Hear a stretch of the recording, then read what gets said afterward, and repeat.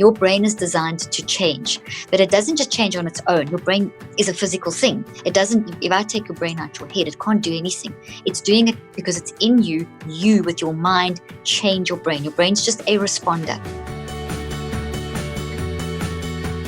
Hey everybody, Dr. Axe here. So excited to do another show. Today I have actually a friend of mine, Dr. Caroline Leaf. Her and I spoke together at a couple conferences about 7 years ago called the Mind, Body, and Spirit Conferences. And Dr. Caroline, so great to have you on.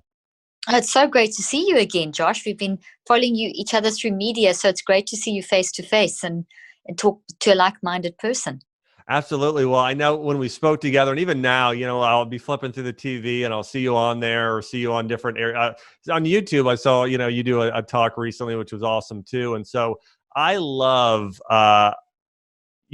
so much of what you talk about with the brain and how to transform the way we think, because ultimately this is so important for so many things. You know, I know we've got a lot of people that listen that are into natural health. And so whether it be somebody looking to practice better eating or overcome anxiety or depression or beat hypothyroidism, you know, we have so many different goals out there, but all of those require people in a way changing the way they think. And then I've got some people too that love hearing about success principles and how to be successful in life, and changing the way we think is so important there as well. So I'm excited to dive into all these topics on how we can heal our body naturally, overcome mood disorders, but also just, you know, supporting our brain health and change the way we think, I think is a big deal. So anyways, I'm excited to have you for so many reasons. So let's go ahead and dive into the 50 things I want to ask you about. But one of them is, talk to me about the power of our mind and, you know, what keeps people, because I have people all the time, like people want to eat healthy. People want to heal. But the biggest problem is typically not knowing what to do. Most of the time people kind of know what to do. Like people should be eating more vegetables, should be getting more fruit, be eating more of healthy fats. But a lot of times people just, it's like they don't have the willpower. They just, they can't do it. I agree with you. Well, you've launched into probably what is a really good starting point. And I think if I may answer that, Josh, just by telling everyone that the first thing that will help people process what you've just asked me is to understand that the mind is not the brain, and that your mind and your brain are separate, and that your mind is how you uniquely think and feel and choose. So those three things: your thinking, feeling, choosing, three things. And then your brain is the physical substrate that your mind moves through. So it's almost kind of hard to picture this, but if we, from the research I've done over the past 30 years, what I've been doing is looking at the whole mind-brain connection, which if we, a simple way to understand that is to define what mind is. So mind is how you uniquely think, feel, and choose. And then your brain is part of your body, and it's the physical. So if you're dead, your brain can't do anything. So the thing that makes your brain do anything is actually this thinking, feeling, choosing mind thing. And what's really super exciting is that this mind is 99% of who you are, but the brain and the body are 1%. Doesn't make them less important. It doesn't mean that you can eat junk food or just do it, never exercise. It means that the 99 and the 1% work together as a holistic whole. And I know your approach to things is taking that holistic approach and coming at it from the body, mind, spirit aspect. And that's the research that I've done. My research has actually shown that your mind is your 99, and to make your body work properly, you have to get your mind right. And related to that, if mind is so dominant, if it's the mind is this 99% spiritual, non-physical part of us, and your brain and body are 1%, the mind is then driving the brain and body. The brain and body are therefore responding. So what we see from the research, Josh, is that the actual digestive system, your ability to get the nutrients from the food, is controlled by your mind. So eating is a very mind event. So there's research showing lots and lots showing that you can be eating that super organic farm to table kale, pasture raised, great salad meal, whatever, that it's no good nutrients, no chemicals, no preservatives, organic, everything, the whole right way of eating. But if you are toxic in any way, if you are maybe feeling anxious or jealous or irritated or frustrated, or you're rushing or something, you can lose up to 80% of the nutrition. So because your digestive system just can't work. So for example, your pancreas, which secretes 20 different, as you know, 20 different neuropeptides for the assimilation and digestion of food. If you're eating that great meal, like I know that if they follow you, they're obviously eating healthy. If they're eating that, but if they're toxic in some way, so not dealing with an issue, jealous or frustrated, those 20 different neuropeptides won't be secreted like they should be, which means everything else in your digestive system gets messed up because it's all connected. And that's one example of the sort of gut-brain connection. So when people recognize the impact, if people understand what the mind is, what the brain and body are, the relationship, and the power of the 99%, that's when you can bring mind into eating, because eating is a mind event. So that's really a massive part of what I teach. And I mean, you're probably aware as well, 9 out of 10 people will put weight back on because if they don't involve the mind.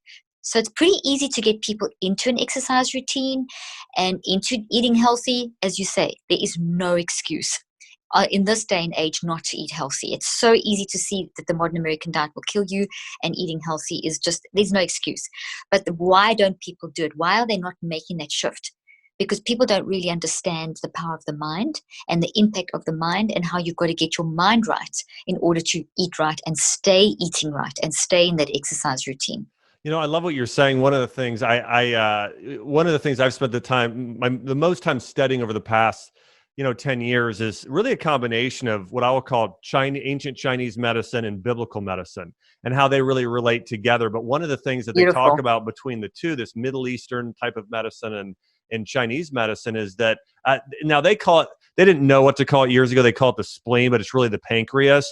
But but you really look at the pancreas, and that's such a key part of your digestive system. But when I've taken care, when I used to run my functional medicine clinic, what would cause somebody to have just as big as a digestive issue as somebody that, say, was gluten intolerant or had some other thing they were severely allergic to, they can have the very same or similar reaction, even greater, when they're worrying all the time, when they're having anxiety. That'll cause digestive issues more than eating something bad. Absolutely. No, that you're 100% correct, because your mind is that 99%. And to get your head around that is just it's just not what we told in today's language. People use the word mind and brain interchangeably. So you kind of talk brain, you think mind, and then you tell people to go into a whole holistic approach, and they immediately start getting into, okay, I'll do exercise, I'll do eat healthy, and I'll think happy thoughts, and I'll meditate. But those are all, you've got to do all of those. But you can't just allocate the mind to one portion or 1/5 of that. You've got to recognize the mind is driving the whole lot. So it's with your mind that you're going to make the decision to find out about Chinese medicine, to see how it can complement allopathic medicine, to see that the ancient medicine that God has given us is like the first kind of medicine, and how you have to think about things as opposed to just being reactive. So being proactive is very important in making your body work properly. And every moment of every day, the quality of the energy that literally is flowing from your mind through your brain, driving your 75 to 100 trillion cells, is creating an environment that will receive the nutrition or block the nutrition. So coming to stress and anxiety, let's say that you're eating this incredibly healthy, nutritional food that is just going to feed your body, taking, the necessary organic food-based, whatever supplementation is needed for your body. If you are in a state of unmanaged stress, if you haven't dealt with why you're feeling anxious, if you haven't dealt with why you're feeling depressed, if you're not getting to the root cause of it and embracing it and processing it, which we can maybe talk about later in the show, what will happen is that you change the environment of your body, you change the neurophysiology, you change the blood. I'm doing clinical trials at the moment, and one of the things we're looking at is the impact of the mind-brain connection. So we're looking at people's narrative, their story, what's going on in your life. How do you perceive your life? What are your stress levels, your anxiety, your mood? How do you see how you're coping, stress? All that kind of stuff. So all that mind stuff and the story of your life. And then we're looking at the body. So we're looking at the physiology. We're looking at DHEA and cortisol and prolactin and all these things. And we're looking at the neurophysiology. So we're using EEGs, looking at the different types of brain waves. Your body doesn't lie. So if you are very anxious and you think that you can just squash it down and do your exercise routine and eat healthy, but you don't deal with why you are feeling that level of angst or anxiety, what will happen is that for example, a million things will go wrong. 1,400 neurophysiological responses will immediately go wrong. Immediately, your blood vessels around your heart will constrict instead of dilate. Now you've got less blood flow to your brain, less oxygen to your brain. In addition, your cortisol levels will go through the roof. Your DHEA levels will drop. Your prolactin, which even in males, we always think prolactin is just a female hormone. It's in males too. It's a very strong indicator of chronic stress. So if you're in a state of ongoing mismanagement of mind, etc., all these things will show, we'll see those values in the body. And what we're seeing from the clinical trials, Josh, is that when people manage their mind, when they start recognizing, hey, I feel depressed, embracing it, not squashing it. Hey, I'm feeling stressed. Let me find out why. So acknowledging and almost relaxing in and giving themselves permission to feel the emotions, and then to find the cause of the emotions and start working towards a solution. We see that process takes time, but that process, we see an immediate change in how the brain is responding and how the physiology of the body is responding. So, for example, we'll see someone who says, no, I'm managing everything. I'm just a busy person, and I'm managing, and I'm doing my exercise, and I'm eating properly. But then we see from their narrative and from their scales and things that actually their perception is quite negative, and they've got a lot of stuff going on. And then, so there's this conflict. I'm okay, but actually I'm not okay. And then we see from the blood values, and we see from the biomarkers, and we see from the brain waves that there's too much what we call high beta in the brain, which means now that person is indicating signs of chronic stress. So there's conflict between what the body's experiencing and what the mind is choosing. So if you stuff it down, you're actually literally stuffing up your body. You're literally damaging every cell of your body, right down to the genetic level. Wow. I mean, it's absolutely incredible. And I think, one of the things too, that I spend so much time now when I do talk to people, and I no longer have my functional medicine clinic, but I continually, at least a couple times a month, sit down with somebody. And now I tend to do, I don't know if they're favors. I just want to help people with their health. So I sit down with a lot of, certain famous celebrities, lots of pastors, and helping them with their health. But one of the things that I'm continually letting them know is that you've got to take care of the emotional issues. It's everything you're saying here. And the more that I spend time taking care of people, it's especially with certain conditions like cancer. I mean, that's a great example, Exactly. Autoimmune disease, so many other things, of course, mood disorders. These are all not brain, that they're mind. And I love you differentiated between mind and brain too. These are so many mind issues. I'm just going to share this just so the audience just can connect with this, that what Dr. Caroline's saying is so good. This was known in ancient sort of Israeli Middle Eastern medicine, that the emotion of grief affects your immune system. It's your lungs and colon. The emotion of anger affects your liver and gallbladder. The emotion of worry affects your upper GI, the pancreas, what Dr. Caroline was talking about earlier. The emotion of anxiety or nervousness affects your heart and your whole central nervous system, your blood vessels, all the things she's talking about. So if you're listening to this and you have any health condition, hypothyroidism, autoimmune disease, chronic pain, all of these things affect your body. And so what she's talking about can actually, it's probably 50% or more, probably more than 50% of what it takes to get your body to heal. And Dr. Caroline, one of the things I'd love to hear you talk about, and this wasn't on my list of things, but it's just coming to my head right now. I read a book recently by Norman Doidrich, and it was all about neuroplasticity. Talk to me a little bit about, in the audience, about how that might play a role, things we can do for neuroplasticity to actually help our bodies heal. And what is that exactly? Okay, so back in the 80s, up until sort of the mid 90s, but in the 80s, and that's when I started my research, we were trained. I was trained in the school of medicine and a school of thought and philosophy that your brain couldn't change.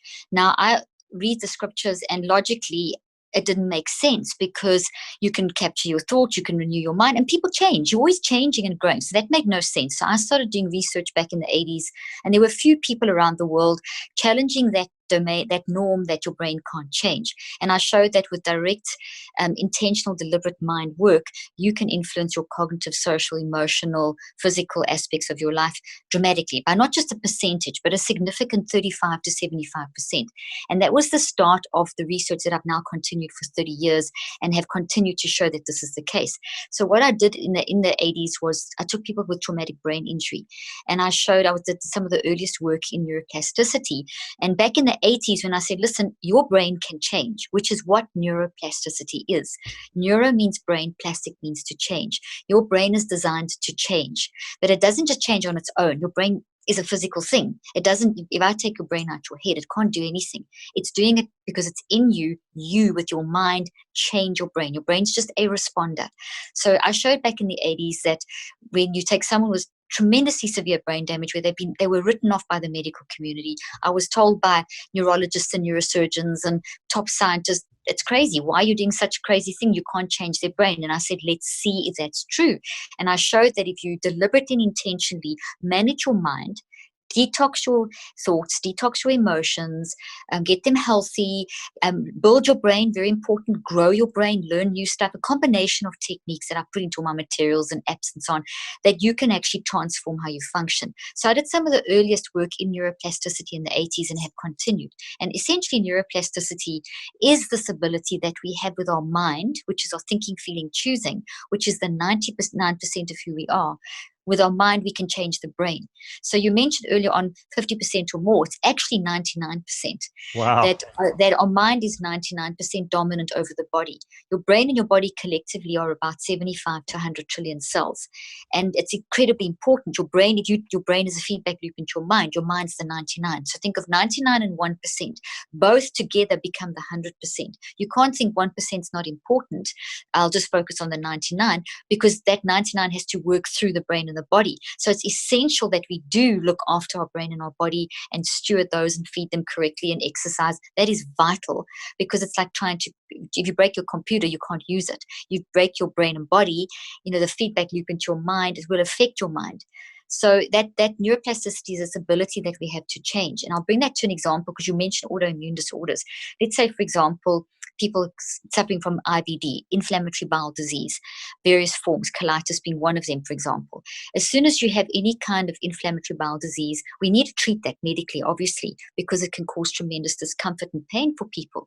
But we have to recognize that anything in our body is the result of, and that's a big thing, it's the result of what are we doing with our lifestyle choices. What food are we putting in our body? What toxins are we putting on our body? Which is the 1%.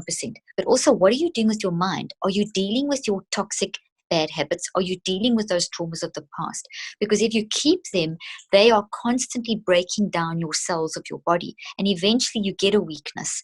So they don't know what, for example, colitis, which is inflammation in the small intestine, and there's various different types, and it can cause it causes tremendous pain for people eating. That in turn affects the gut biome, which I know you're an expert in, and that when you have that there's a gut-brain link, so that biome is now messed up. From the colitis, you can't absorb the nutrients. Now so your body's battling to get nutrients, and that then feeds back into your brain, and that can lead to increased feelings of depression. Now we've got to be careful of saying, oh, my depression is from my ulcerative colitis. It's not that. It's just that's exacerbated it. The ulcerative colitis is a result of a whole host of mind issues, and you can spend the rest of your life trying to find, why did I get ulcerative colitis messing up my biome, which will be a useless thing. What we need to recognize is that our body's got something going on, and that's a physical warning signal. And you'd say, okay, there's something going on in my body. There's a lot of research showing that there's a mind-brain connection. There's research showing that autoimmune issues like inflammatory bowel disease do feed back into the brain and affect the brain and can cause, but that's only one part of it. I have to deal with the 99. Josh, what I'm trying to say is that we're not dealing with the 99%. We're not dealing with this massive, massive mind component. We're not looking at our lifestyle choices. And I'm not sure if you're aware of the statistics. I'm pretty certain you are. But between 2014 and 2015, federal data was released showing that people are, for the first time in decades, the trend of people living longer has reversed. So Yeah. for decades, with the advances in Yeah. technology and medicine, people have been living longer. Now there's a reversal, and they're tracking it back to the last 60 years, where we took mind management out of the picture. Everything became about the physical, an overemphasis on the biomedical model. Everything, if there's something, if you're sad, it's a disease. If you're happy, well, you're lucky you don't have a disease. If you're depressed, it's a disease. If you've got cardiovascular, it's a disease. Now, the last one's correct. The last statement of cardiovascular being a disease, that's correct. But depression being a disease, that's incorrect. That's not correct science, not evidence-based. And it goes to a philosophy for 60 years that has said, you as a human, your story, your 99%, your spiritual stuff, that doesn't count. All we're going to look at are the symptoms in your body. Now, we have to deal with the symptoms. Don't get me wrong. We have to. But we have to see the symptoms as a sign of what's going on in the 99. Yeah, you know what's so interesting too? I was reading a book years ago, and they were really talking about where does this thought stem from, where it's sort of like being holistic, and it's a few hundred years ago. It's really that a lot of it comes from Greek thought. Greek thought really separated body and mind. So like our medicine today, our entire medical model, it's Greek and Roman in nature, and it really says body and mind, they don't affect each other. They're completely separate. And the other thing I think that's interesting to me, just another point I'd like to bring up here, I'd love to get your thoughts on this. And I'm not asking you to judge the exact example I'm giving, but just the general thought. We're moving into an age where there's going to be so much testing of DNA and saying your genes are this, your genes are this. Like there are women today getting things. This is just one example of many, but getting things like double mastectomies for breast cancer, what they're considering because of the BRCA gene, yeah. But for prevention. And to me, and what I know, that is, first off, it's so unhealthy. You're literally bring your body through such a major trauma. You're actually changing possibly your self-confidence, the way you're thinking.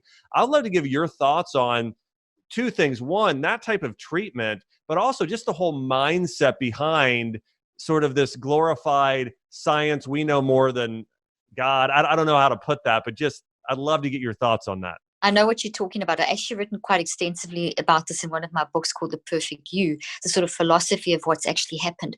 So Descartes was one of the first people who spoke about the separation of mind and body. Yes. But he did talk about a relationship. He didn't talk about a separation. He talked about a separation that's integrated. And then people like Sir John Eccles, who's a Nobel Prize winning physiologist, he's not alive anymore. He actually coined the term interactive dualism. And I know that's a fancy word, but it's just a great way. Dual means two, so mind and body. Mind 99%, body 1%. They dual, two things, but they interact. So they can't be without each other. You're not complete without each other. The current model has completely separated out the mind and the body. They've taken dualism to the extreme when they've said, okay, well, we can only see the body, so therefore what we can't see, we push it aside. And they call it promissory materialism, which means, well, one day we'll look at that. But for now, what we can see is the brain, the body. So what we can see, touch, hear, and feel, that's what's important. And this model is called the biomedical model. Works beautifully for dealing with the physical ailments of the body, but it doesn't work with the 99% that we've ignored. So it's almost like you're taking away 99% of our humanity and saying it's only about the physical. And that philosophy is dominated now for 60 years. Began about 350 years ago with Newton's work, not what Newton said, but it's how his work's been interpreted. And then through the ages and philosophically, but 60 years ago, this thing really peaked. And it's brought through a model where mind stuff has been lumped in with body stuff, and there's no separation. And that is an issue because you can't put the two together. You cannot treat the physical cancer of the body in the same way that you treat the mind. You also, when you're treating the physical cancer of the body or whatever it may be, you have to treat the mind along with it. You can never ignore the mind. The mind is always the biggest component. And so for 60 years, we've been saying things like, it's mind over matter in a derogatory way. Meanwhile, it is mind over matter, because with every moment, with your thinking, feeling, and choosing, you're actually changing your brain. That's neuroplasticity. You're growing stuff in your brain. Right now, your listeners have grown at least 1,000 branches in their brain to hold our words. So they've changed their structure of their brain at speeds of 400 billion actions per second. That's neuroplasticity. You're creating your next thought. You're creating your next thought, which is the foundation of your next words and actions. And when we recognize that, we can keep changing. So if we've had years of bad eating or years of bad thinking, you can always change. That's also neuroplasticity. So it's a tremendous message of hope that as we manage our mind, we change our brain. So we're sitting today with this very materialistic philosophy that says you're basically a biological robot, and we're just going to address the physical. But you're not a biological robot. This model also says you don't have, or this philosophy says you don't have free will. It's an illusion. Now we all know we have free will, and they use their free will to say that. So it makes no sense, but it gives us a very nice quantifiable way of evidence-based medicine where everything can be measured neatly and put in a box and ticked off. And so it's created that, whereas the narrative of your story, your life, what you're going through, and why perhaps you landed up in the situation, not that we're trying to make a person feel guilty. If you've got cancer, there could be all kinds of reasons, of a lifestyle of reasons, eating, exposure, mind, and at the end of the day, we're all messing up our bodies because we're all a little crazy, because we all make wrong decisions at all the time. But the whole thing is we can manage that. We can manage our minds, and we can then bring healing back to our bodies. And Josh, if we can't fully get rid of that cancer, can you have peace in the midst of it? You know, and I know that there's stories of people who've been given a diagnosis of 3 months to live, and they live for years because their mind is right. Yeah. Medication doesn't work unless your mind actually drives that medication. You can have the best cancer treatment. If your mind is negative, it's not going to work for you. You can have mild forms of chemo and be very, very, very, very negative and have tremendous side effects. You can have high doses of chemo, have an incredibly different mindset going in, and the chemo, you don't get side effects. I mean, this is very, very, very real. Absolutely. You know, one of the things when my mom was battling cancer, like we were so conscious of, hey, we're changing her diet, but working on gratefulness, laughing, and also she visualized daily her running around with her, her grandkids, bringing them to Disney World. And I actually just talked to my mom here this weekend, and she had my niece and nephew. She was at the Magic Kingdom with them, bringing them, to see all the Disney characters. And, it's been almost 15 years later now. But all that being said, there's so much power in what you're saying. One of the things I really would love to get practical with, some things people can do. I think I'd love to talk about a few emotions people experience and a few things. And you can think about these generally, but there's so many people today that deal with the emotions of worry, anxiety, some of those things we're talking about. Also, there's things like unforgiveness. There's loneliness. We live in a society today where everybody's trying to be their own hero, and it's not really about community. And so, but with all those things I'm sharing with you, talk about a lot of these negative emotions and thought patterns people have, these negative mindsets. How do we start to reprogram our mind? What are some of the things we want to program ourselves with? Okay, so you've hit on so many great points there. Okay, so first of all, we have the ability to do it. And what is we have the ability? That's your mind. The question you've just asked me now is a mind question. The answer is a mind answer. The fact that you choose to listen, you're using your mind. You chose to listen to this podcast. So you're thinking, feeling, and choosing about the content. You choose your next meal. You choose your next thought. We're very much in control. We are driven by our mind. Our mind drives everything. So we get that.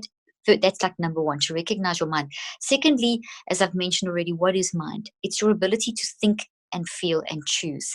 And as you think, feel, and choose, you cause a response in your brain on an electrical, chemical, electromagnetic, and genetic level. So whatever you're thinking, feeling, and choosing is becoming part of your brain.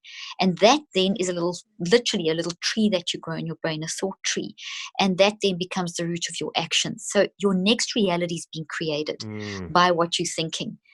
And whatever you think about the most gets more and more and more energy. Like you keep it gets growing bigger and it grows bigger and bigger. So you've got to think, do I want that in my head? Number one, do I want it to keep controlling me? And then if you don't want to, you have the power, because that's thinking. I think, feel, choose, I don't like that thought. I think, feel, choose, it's affecting my relationships. I don't think, feel, choose, it's making me feel sick. Think, feel, choose, it's making me, it's affecting, I can feel that there's something going on in my heart or whatever. So I choose to capture that thought, to embrace it, and to start processing it, and then to reconceptualize it. So the first step, so the third thing is we have to, recognize the power of the mind. Secondly, that we have this incredible ability. Everything's driven by mind. Okay, so mind is not brain. Everything's driven by mind. And then thirdly, that we have to face our stuff. We have to recognize that we have to look at our life in terms of the emotional signals and the physical signals, and see the emotional signals and physical signals as warning signs. So I talk about them in my new app that I've just released called The Switch, where I talk about the fact that we've got to recognize our physical and emotional warning signals, which are things in our mind and our body, and our minds made our body do that because our mind works through the body, and the body just does what your mind tells it to do. Your brain and body just do what your mind tells it to do. So you recognize those, and then you say to them, okay, I embrace them. Research shows from neuroscience that when you embrace, and quantum physics, when you embrace something, so when you acknowledge, okay, I've been too irritable lately, or I'm really feeling depressed, or I feel so sad, or I'm constantly on edge, I'm feeling anxious, I'm feeling too busy, I'm feeling burnt out. Instead of squashing it down, which it'll just go into your body, it'll just go into your cells and damage your body, you get it out. So by talking about it and differentiating your emotions, that's all embracing. Acknowledging and embracing is get it out, talk about it, differentiate it, get in a space where you feel comfortable expressing how you're feeling. Now, you don't stay there. You express how you're feeling because you're recognizing. So that's the embracing part. Then we need to go through a processing. Okay, so I'm feeling this. Depression is just the end result. A warning signal is the end result. Whether it's physical or emotional, it's the end result.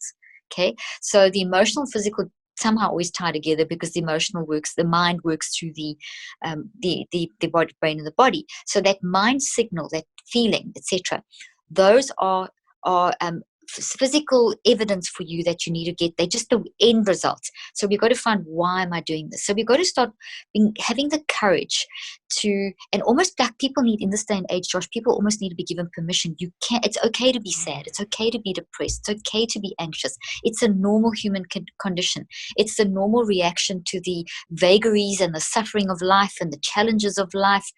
For too long, the medical model and even the church has said, don't talk, the Word of Faith movement, for example, don't talk about that. If you talk about it, you make it worse. No, that's not at all scientific. And it's not what Jesus did. If you think of what Jesus did in the garden, if I may use that analogy, Jesus got into the garden, even if people don't believe, we know the story of Jesus going to the Garden of Gethsemane and the cross and rising again. That is a tremendous analogy metaphorically for recognizing that you're not supposed to suppress. You're supposed to, it's painful. You're going to cry. You're going to feel anxiety. It's going to get worse before it gets better. But neuroscience shows that the minute that you embrace and acknowledge and start the processing, you weaken the toxic thought. And when I say weaken the toxic thought, Josh, we need to realize that thoughts are real things. Every experience that you have is something you think, feel, and choose, and then you physically build it into your brain. You're changing matter with your mind. Wow. So it becomes a little tree in your brain. We see from neuroscience and quantum physics that your brain and body, nothing in your cells of your brain and body, systems, structures, down to the subatomic level, are designed for toxicity. So if we've got toxic habits that we haven't dealt with, unforgiveness, bitterness, those things that you mentioned, and if we've got traumas, which is the other category, involuntary stuff. So we've got to deal with the voluntary and the involuntary stuff. If we haven't dealt with those are real physical protein trees that are all folded and bent because the proteins fold incorrectly, the chemicals are wrong, the electrical balance is wrong. It's a real physical mess in your brain. It's a neurochemical, neurodamaging chaos. And your body, your immune system, your brain's immune system and your body's immune system will fight against that. Your brain and body recognize, your immune system of your brain and body recognize a toxic trauma and a toxic thought in the same way that they recognize a virus in your body or a physical ailment or a blister on your body. The minute you have any physical damage, your immune system kicks in and starts trying to create healing with the immune function, the stem cells. The same thing happens with a thought. The minute you have a toxic thought or a toxic trauma, your immune system of your brain and your body literally sends out stem cells to that area of damage in the brain that is holding the toxic thought to try and heal it. And if we don't deal with it, we kind of create this feedback loop where it's supposed to go away in cycles of 21 days. Mind and body healing happens in those cycles. But if you keep still keeping the bitterness, keeping the unforgiveness, not dealing with the trauma, stuffing it down, numbing it with psychotropic drugs or whatever it is that you're doing to not face it, slapping a scripture on like a band-aid and just pretending it doesn't exist. If you do that, it's still there. It's festering like a wound, and your body now starts getting into an autoimmune state. So where your immune system was initially working for you, it now starts working against you. And this is why we see so many things that are autoimmune, and things like cancers and so on are so closely linked to our emotions. So it's just like, it's just amazing. I wanted to give an example of this. Like I had a patient in the past, and it's exactly what you're talking about. So I had a patient, she had an autoimmune disease, Hashimoto's thyroiditis. She had arthritis with it, other issues, some gut issues. And we changed her diet. And she saw improvement. She maybe got 50% better in her symptoms. But then she sort of hit this blockage and wasn't healing. Well, I just kept asking questions, trying to find out more about her. And I started even reading some of your work in the past, learning some things. And we found out. So her autoimmune disease started a few years back, but it literally started 2 years after her daughter was her best friend. Her daughter moved off to college, and she kind of felt hurt by that too. She hardly talked to her daughter anymore. And a couple years later, she was still, you could feel, like you could sense it from her, everything she shared, like she was still grieving over the loss of her daughter. She never told anybody. Like she was just festering in this sort of loneliness because of it. She had a bad relationship now with her. But what you're saying is a prime example of that was what caused her autoimmune disease. Now, did she eat the best? Not really. Was it a contributor? Yes. But the bigger contributor to her getting autoimmune disease was this feeling of grieving and loss and depression for her daughter. So that perfect example. So to help someone like that, you would need to say, okay, let's get to that point. So you found the cause. So the depression was the end product. The cause of the depression, the root, was this trauma of her child going away and having to change and adjust. And this is a very common thing that adults, parents go through when their children grow up and move away. It can happen where you've got to completely see them in a different way. You have to build new networks in your brain, and otherwise you can get into this cycle. And then if you don't deal with it, your body in some way will suffer. And all of us are different. It doesn't mean if you have an autoimmune disorder or you have Hashimoto's that you're now missing someone. That's just the way her body responded. Yeah. Everyone's body is going to respond in a unique way. And it's so totally different and unique for every person. But if you don't get it out, it goes in. And that is the rule. Get it out. Process and then reconceptualize. And what I did for years with my patients, Josh, because I've practiced clinically for 25 years. Now I do like you. I don't practice anymore and teach this and go all over the world and so on. But what I did was develop techniques 30 years ago, and then basically constantly clinically research them and do trials and so on to find out ways, how can you do this? How can you live a lifestyle of mind management? Because one of the reasons that we found that people aren't living longer in this advanced medical technological age is the main reason is mind management. If people don't manage their mind, they shorten their lifespan, because if you don't manage your mind, you push it in your body, which means that you have a greater chance of disease and diseases that can eventually kill you. And then because of the medication of those diseases, there's a lot of side effects. And then because of the mood issue being that is associated with all kinds of pain, etc. in our body, those get labeled as diseases, and mind, like psychotropic drugs, get added to the mix. And psychotropic drugs have had they don't do any good for you. They just actually damage your brain and your body. They set you up for the dementias. They set you up for shortening lifespan. So we've got this model in place that if you don't deal with your emotions, so stuff it down in your body breaks, you're now vulnerable to dying younger because your body's not coping. You're still not getting it out, and then when it does pop out, because you can't suppress emotions, they're going to explode, so they pop out, then you get another drug to suppress that. So we're into this suppression, quick fix, and then people do move in the holistic direction. They do start eating correctly and dieting, and whatever, and exercise. But as you said, Josh, unless they get their mind right, that only works for a very limited, it has a limited effect. It's a very vital part, but it's not going to get the full effect until you actually deal with your mind. You've got to get your mind right first. So can you walk us through, if let's say somebody's listening to this and they're saying, which is, I think it's most people, including, all of us have this stuff. It's every human. So let's say, for instance, we have somebody who in the past had a hurt or trauma, okay? And because of it, they're still feeling that trauma. Let me think of an example. Let's say somebody had, like you had somebody who told them they were not smart or they were unpretty, and they literally had their self-esteem is just sort of wrecked because of it.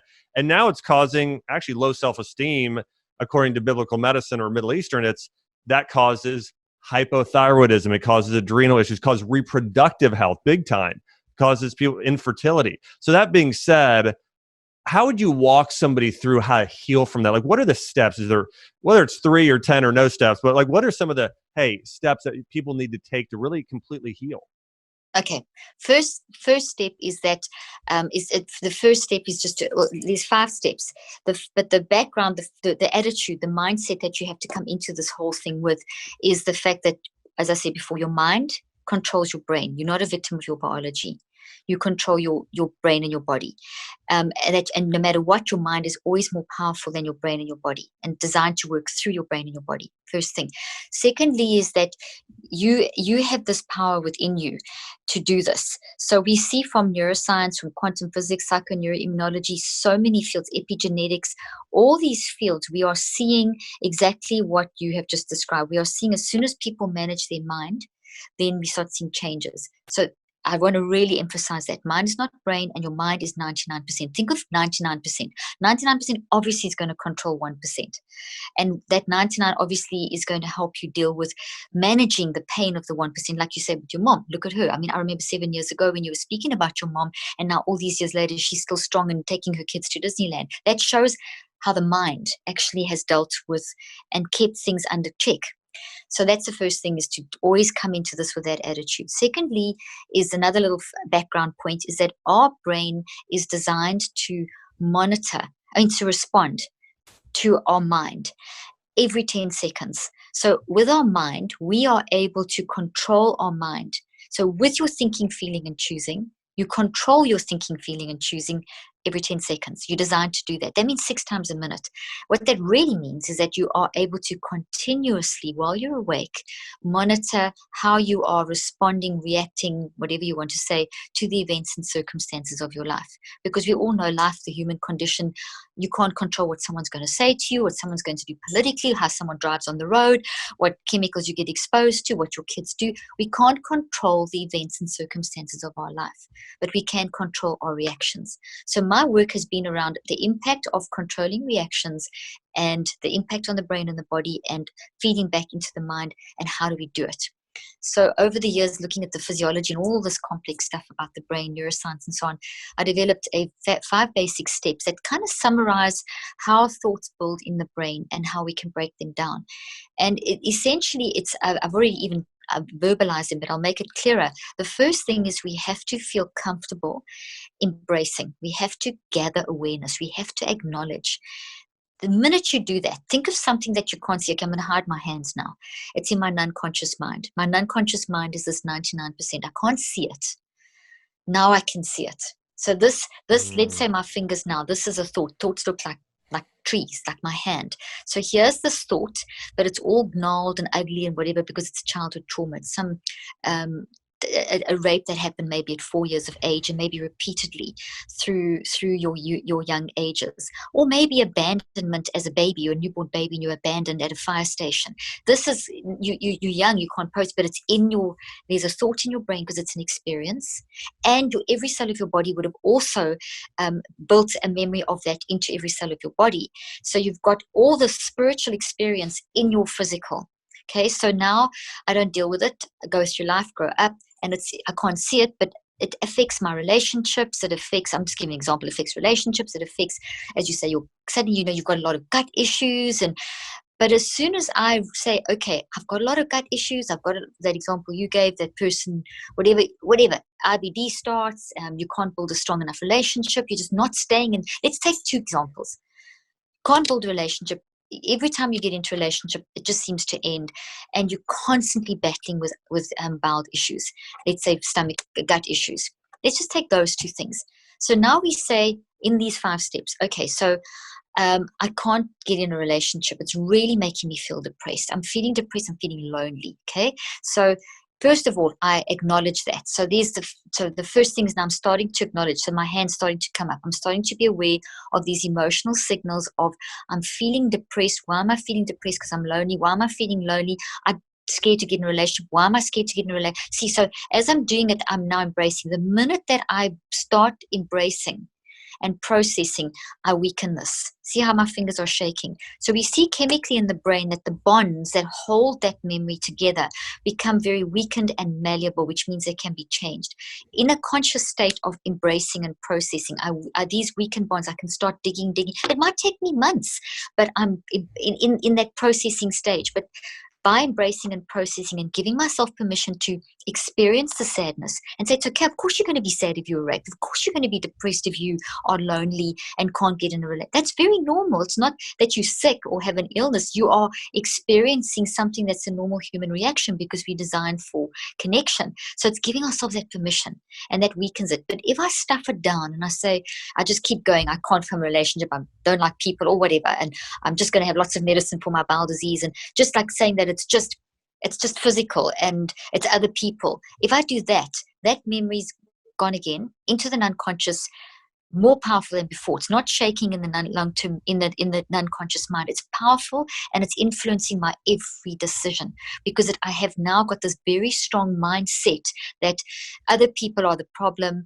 and my physical is the problem. It's got nothing to do with me and what I've done in my life or what I've been through.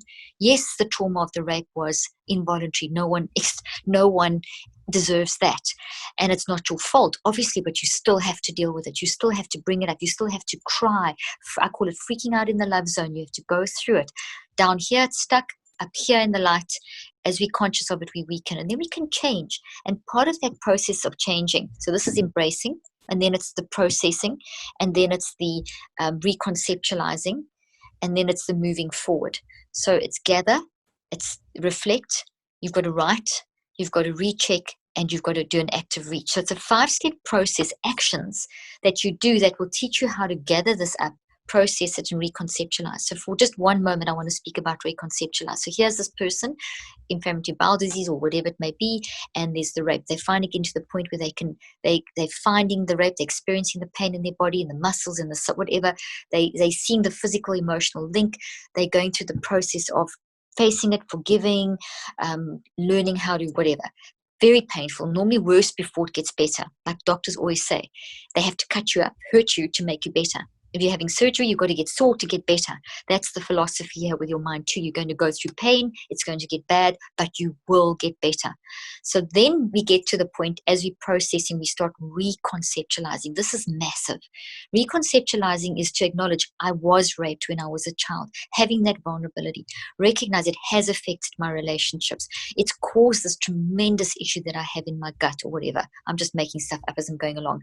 And then now I acknowledge that, and I redesign, but this is how I am. I have forgiven whoever that was that did that. I have redesigned. This is not who I am. It's not going to define me. So I remember how I was. I have a battle scar. I remember how I was, but now moving forward in a new way, I've redesigned it. So now it doesn't own me anymore. I own that situation. It's not control. I've made the past play out differently into my future. And that's basically what those 5 steps do. And we designed to do this constantly. Now, obviously, you can't be dealing with emotional trauma constantly. So you limit the emotional trauma work or toxic habit work to 15 to 30 minutes a day. That's all you do. And I put this into my mobile app that I call Switch. It's called Switch.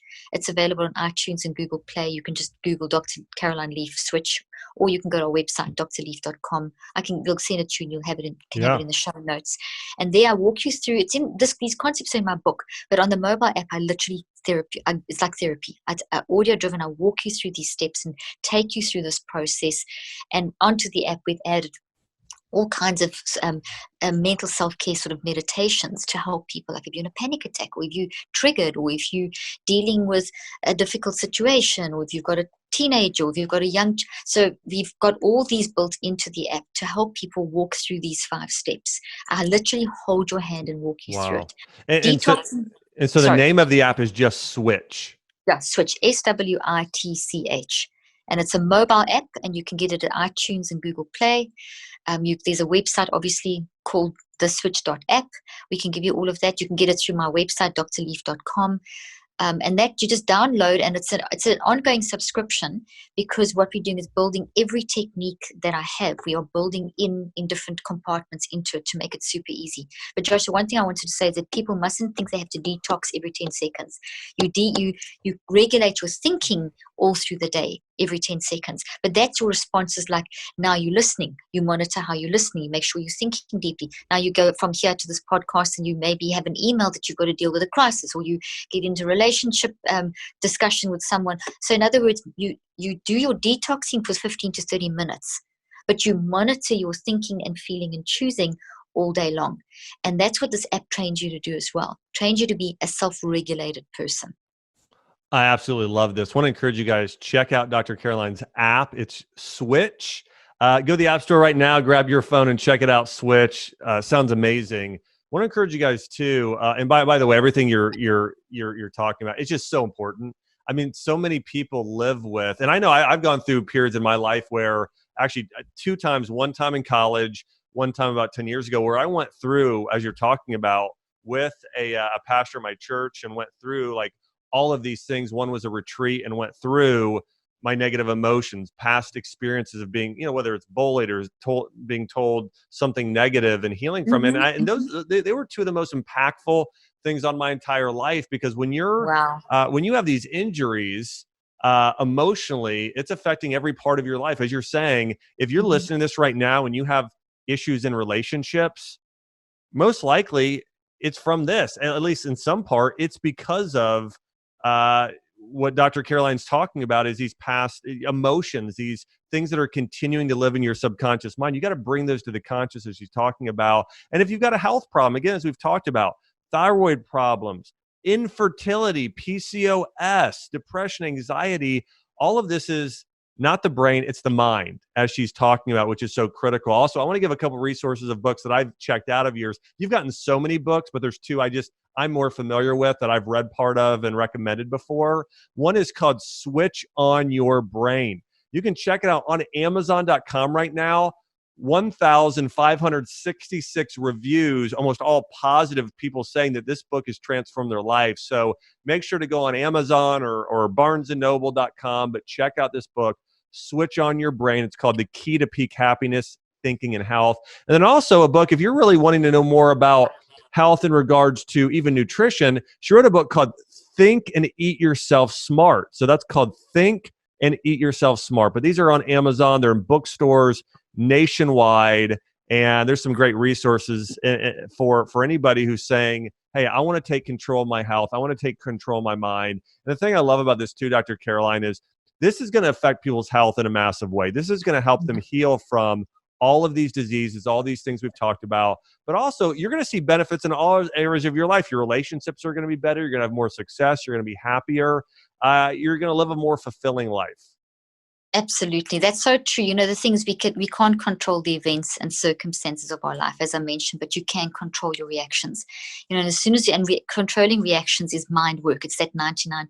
It's what drives you. It's what got you up today. It's what gets you. It's 24/7. Your mind is always working. So we may as well use our mind properly.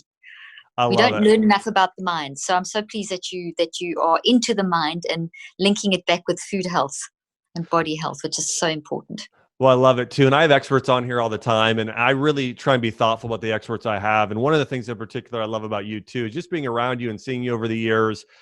You guys have so much integrity, both you and your husband. You guys are very mission driven. And I think that says a lot, because, there are people out there who are doing their job for, and everybody to a degree, for financial gain, but it should never be for that solely.